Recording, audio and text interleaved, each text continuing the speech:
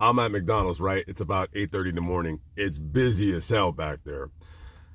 So I order a coffee and a sausage McMuffin. There's about 9 people that have already ordered and they're waiting for their food. So I go into this little club and I'm just waiting for my food. So this fucking dweeb comes in there and orders food, right?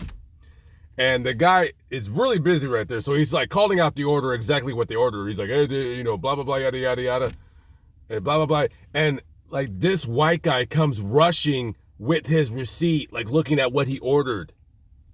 Like he thought that they were going to make his food before anybody else that has been already waiting for at least 10 minutes.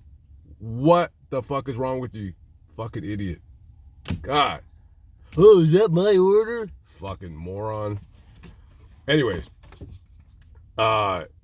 let's talk about something interesting that I was listening to earlier this morning. So it was raining, kind of woke me up, sort of. It was about 7 o'clock. So I was listening to I guess you call it a panel or a discussion between different YouTubers, right? So 2 of the guys that were debating or arguing or whatever was Hassan Campbell and 1090 Jake, right? And it was being hosted by this other dude. I don't know who he is. So I'll just break it down really quickly what they were talking about. So Hassan Campbell, I like Hassan Campbell, but some of the shit about him I really don't care for. So basically, he tries to call out 1090 Jake for being a culture vulture, or being a white dude talking about hip hop or whatever. So he's telling 1090 Jake, he's like, yeah, you're not allowed to talk about black people's problems because you're white, blah, blah, blah. And he starts calling him a cracker and a colonizer and saying, oh, why don't you go ask your grandmother and grandfather how many black people they hung or whatever fucking nonsense. And then 1090 Jake, he fucking comes back at him, blah, blah, blah. And then they go back and forth. And then this other fucking tattooed nerd goon-faced motherfucker comes in. I'm not even going to mention him because he's a fucking ass clown.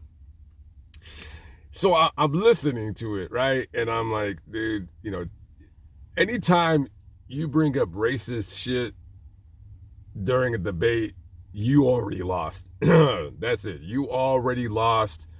That is it. There's nothing else to it. So Hassan Campbell, he had to take the L on that. Had to take the L. I will say this, though. I will agree on one thing, slightly agree that he alluded to, but he didn't really get too into. And that is about 1090 Jake's platform. Now, I don't watch 1090 Jake because I'm not interested in white guys talking about black people's problems. It's just not something that has ever, made me want to click on it.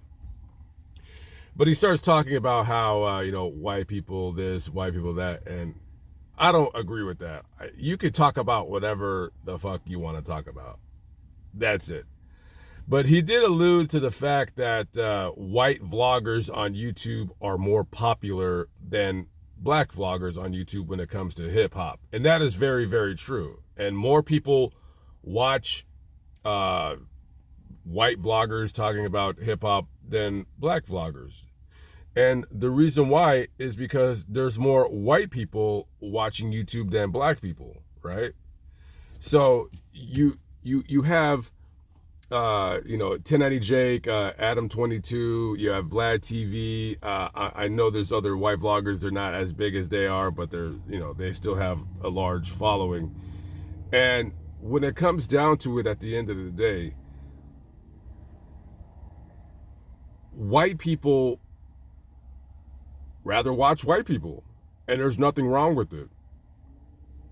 The liberal left, they have made up this term called unconscious bias, where they basically say that you're biased against, you're racially biased against other people and choose to, be amongst your own or do business with your own or whatever.